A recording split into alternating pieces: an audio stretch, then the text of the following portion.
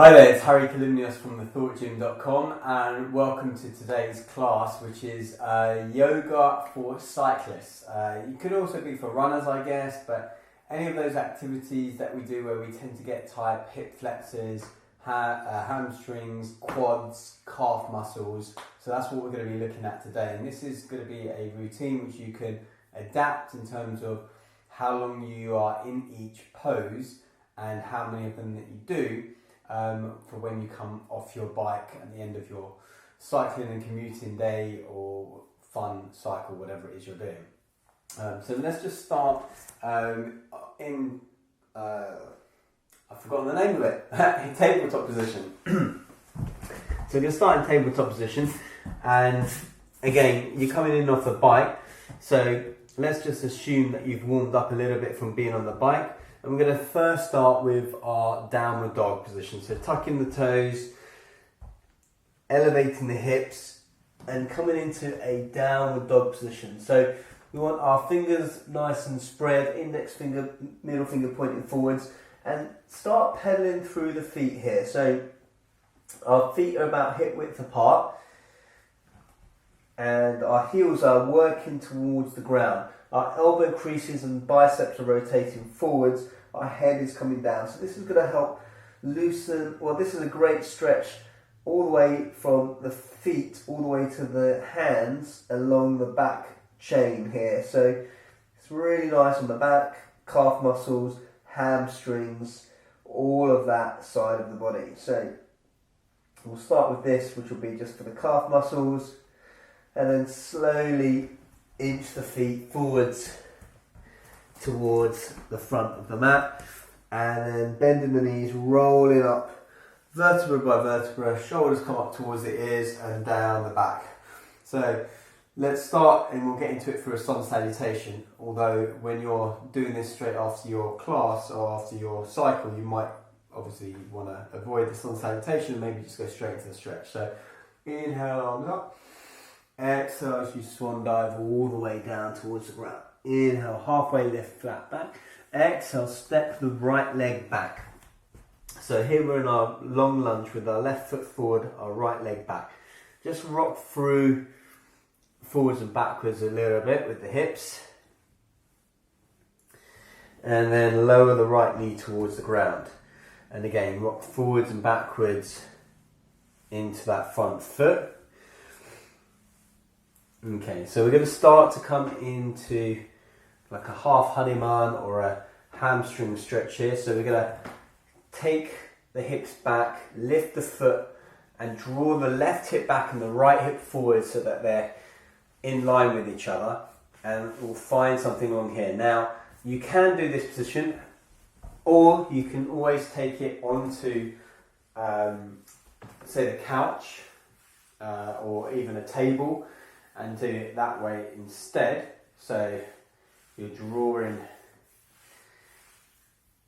the chest down onto the leg and squaring the hips. Okay, maybe getting both feet pointing in the same direction.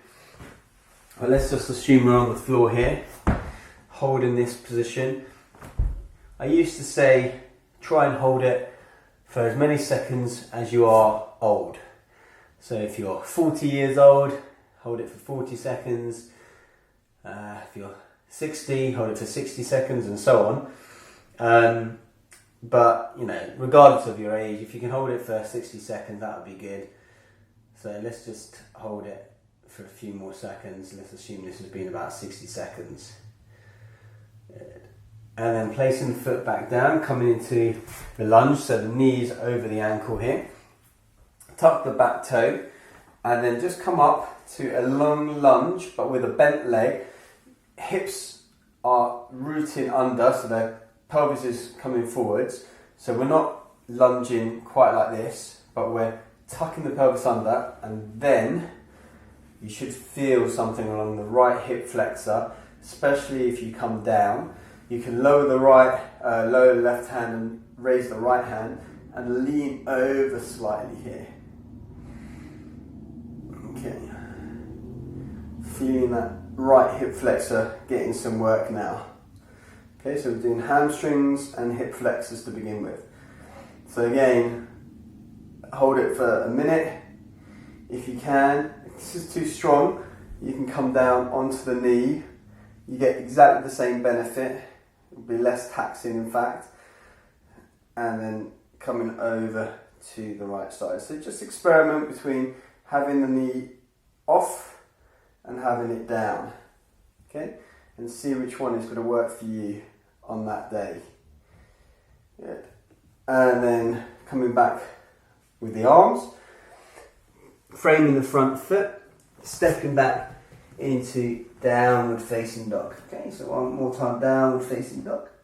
And then step the right leg forwards, and then step the left leg forwards. Inhale, halfway lift. Exhale, roll all the way down. Bend the knees, roll up vertebra by vertebra. Arms come overhead, stretching behind you, engage the glutes and the thighs. And then exhale, swan dive all the way down towards the ground. Inhale, halfway lift, flat back. Exhale, this time stepping the left leg back. So we're in our long lunge here, rocking forwards and backwards, lowering the knee, and again rocking forwards and backwards. And then we come into our hamstring stretch, so we slowly start to straighten that leg. Again, you can take this leg onto a table, a chair, a couch, a bed, anything that works for you, or you can just do it on the floor like this.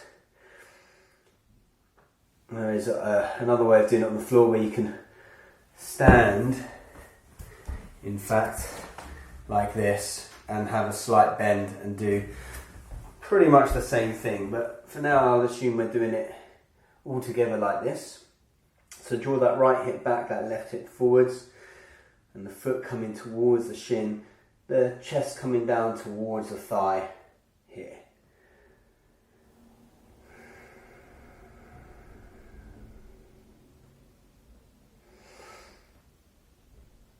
Good.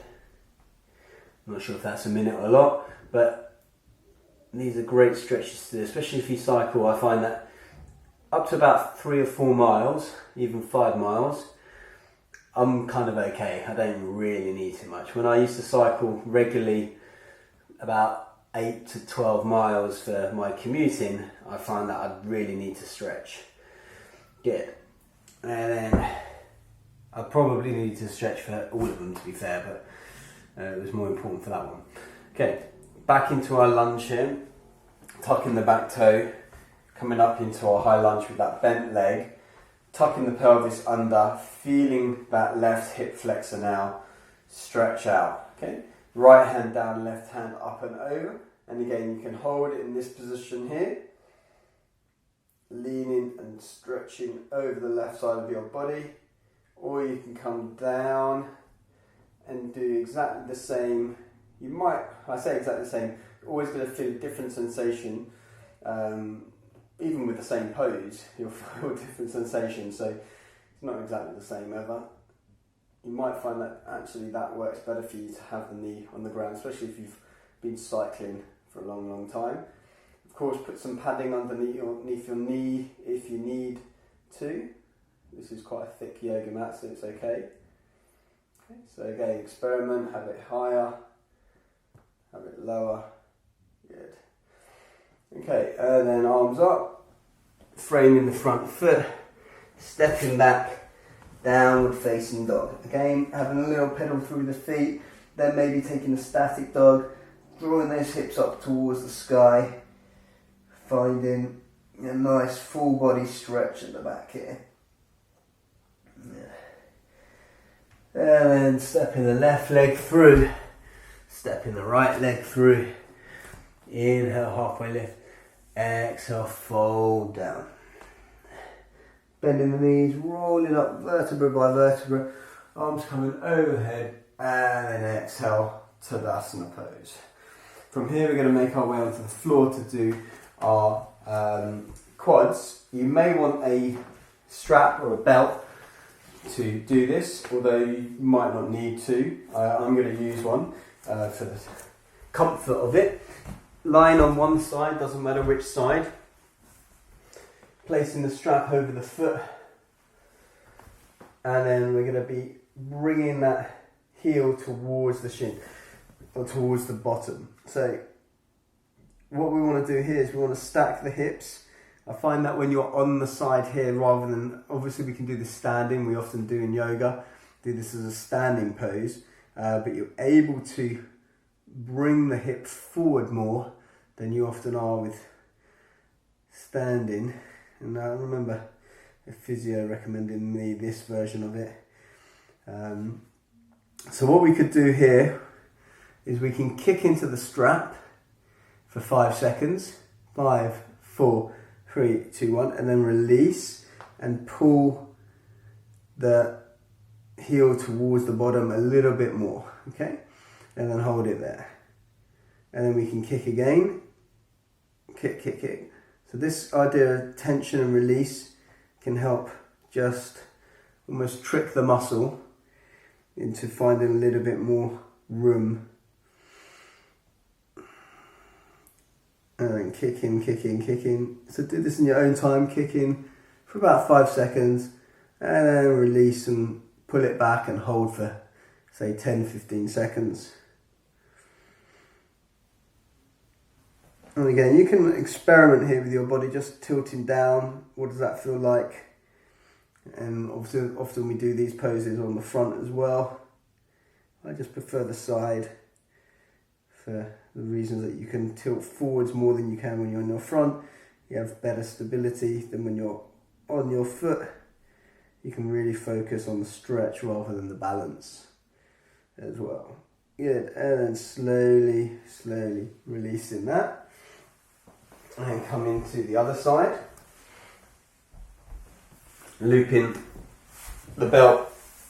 You can often use a towel or something else. Have the knees lined up. Everything in one line. You can have your head in any comfortable position. You can even have it on a pillow. And again, kick, kick, kick, kick, kick, kick. And then just release. Okay. Kick, kick, kick, kick, kick. And then release. So you're just going to be kicking in your own time for about 5 seconds before you start to release.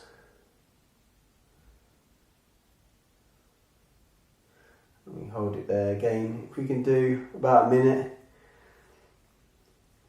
even 2 minutes. My routine when I used to cycle a lot would be about 15 minutes. Do about 6, 7 stretches, about a minute on each side.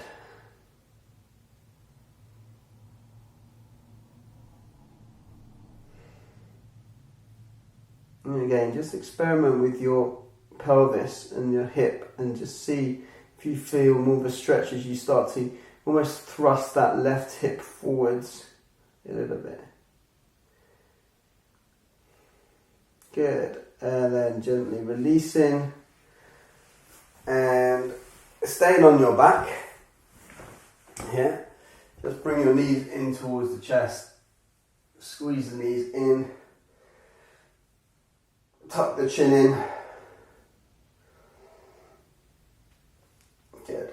And often we find with cycling, depending on if you're wearing clipped shoes or not, ankles can get really immobile because people actually don't use their feet enough when they're cycling properly. They don't rotate the ankles, they're very fixed. So have a little rotate through the ankles here, about 5 to 10 in one direction, and then 5 to 10 in the other direction. Really spreading the toes as well. Alright, okay, now the back can get tight, especially if you've got a backpack. So we're just going to release the back first of all with a gentle stretch. So left leg out straight, right knee bent, left hand on right knee, and draw the foot over, or the knee over towards the left. Right arm out stretched, just taking a gentle twist here.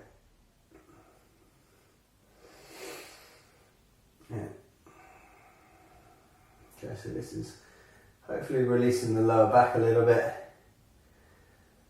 Okay, coming back, straightening the right leg, bending the left knee, and drawing the right knee Another left knee over to the right, even. Left hand away. And you might even feel something along the outer glute here as well.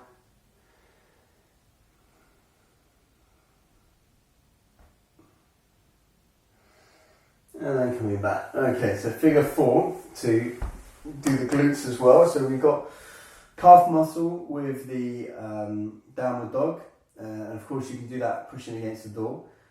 Hamstrings and hamstrings and hip flexors we did.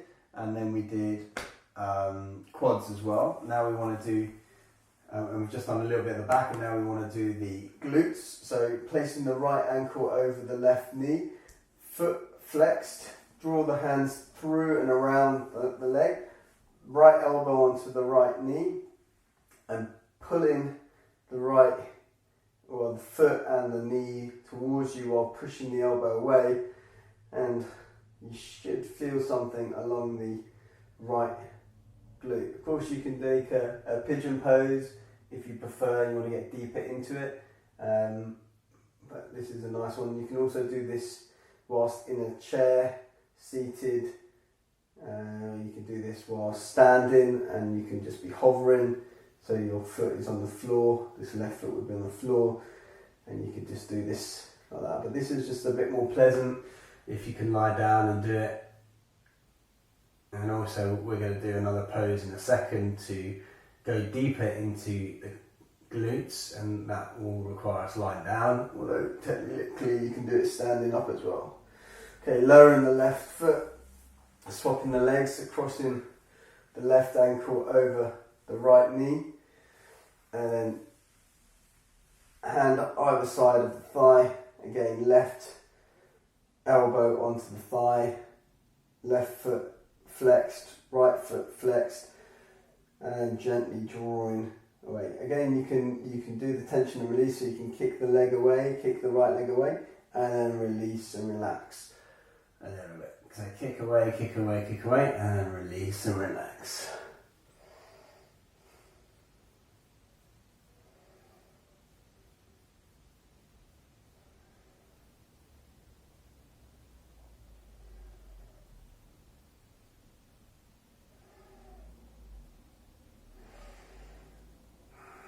You're going to find that maybe one side is different from the other. One side is always usually tighter than the other.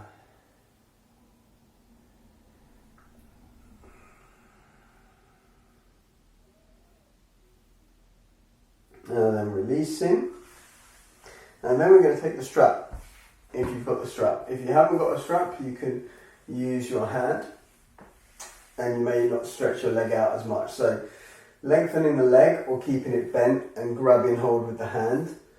Grab hold of the strap in the left hand, straighten the right leg and the left leg, and draw the right foot over. So you may not go all the way to the ground, that might be fine, you might want to stay up here. Or you may find that you can come all the way down to the ground, trying to keep both shoulders on the ground if you can, and then kicking that right heel away. And then at the same time, imagine that someone is pulling your heel away from your foot, so it's pulling your heel away from you, but at the same time there's someone else who's trying to draw your right hip back to the floor. And that motion in your head should create this idea that you're trying to draw that right hip back and kick the right heel away from you, like a tug of war almost between that leg. And you find that maybe you might find even deeper or even further into a sensation along the right glute. I certainly do. So breathe, remember to breathe. Inhale, re is what I like to say, and exhale, release. Just in your head, release. Releasing the tension, releasing the stress, the anxiety, the tightness. Good. And then to come back, maybe you bend the knee, come back onto your back, hug into your chest, And then releasing, taking the left foot in the strap now. Right hand onto the strap, straightening both legs here. And then again, allowing the foot to come over towards the floor. It may not get to the floor.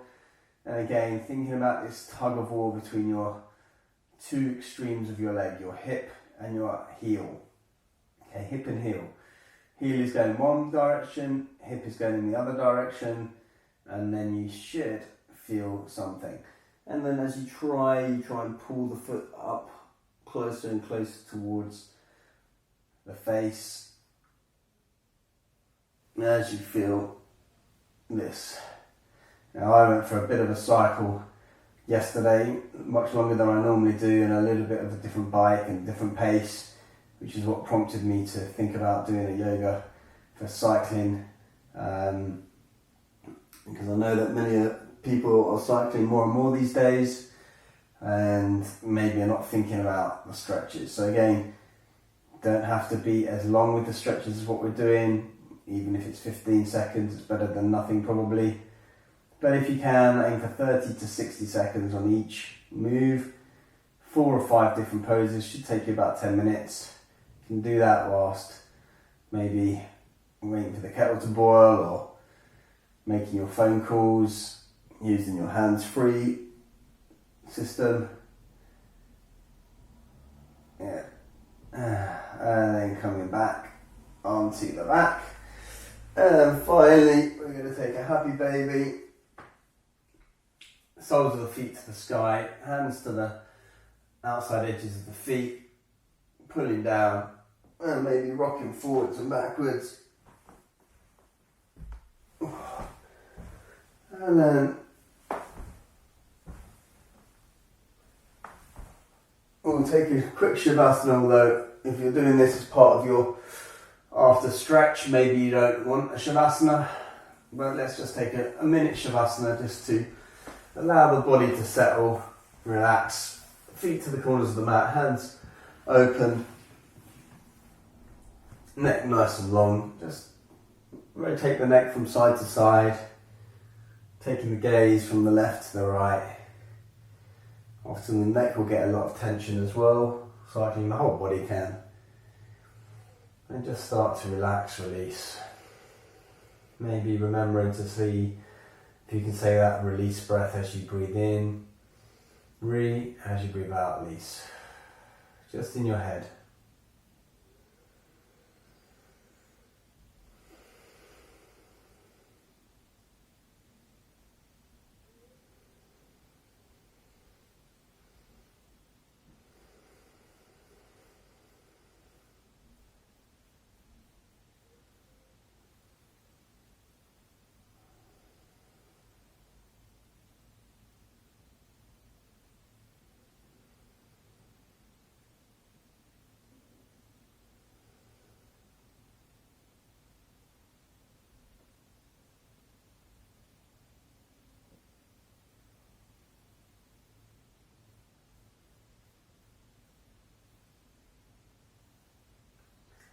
Starting to wiggle the fingers and the toes, rotating the ankles and the wrists. Taking a full body stretch, arms over your head to the floor behind you, stretching the right and left side of your body out, bringing your knees into your chest, hugging yourself tightly, telling yourself something nice about yourself, even if it's you're now a cyclist or you did this yoga class even though you're not a cyclist. And then rolling over to either your left or your right in the fetal position, making a pillow with the hands before propping yourself up, just seated on your mat. Hands in prayer position in front of the heart center, spine straight, shoulders relaxed, jaw relaxed. Perhaps thinking about offering your practice up today to someone or something else, or just giving a moment of gratitude for yourself. Raise your prayer towards your third eye, your forehead. We ask that we always seek the truth. Lowering our prayer towards our mouth or our throat chakra, we ask that we always speak the truth. And finally, lowering our hands towards our heart center, we ask that we may always be in truth. Namaste. Thank you very much for practicing with me today. Again, it was a little bit of a different class from the other ones, mainly to give you some tips on what to do for working out your legs and your body in general after cycling. But these are good ones to do if you do any kind of sitting, walking, running, cycling or movement. So pretty much anybody. Please do check social media. The Thought Gym is where I can be found on Instagram, Facebook, Twitter and YouTube. Lots and lots of videos on YouTube on mindset, resilience, health, well-being, success principles, personal development and of course yoga. And go to thethoughtgym.com where you can find a bunch of free goodies for you there as well. So check me out on one of those places and I hope to see you on the mat very soon. Until next time, namaste.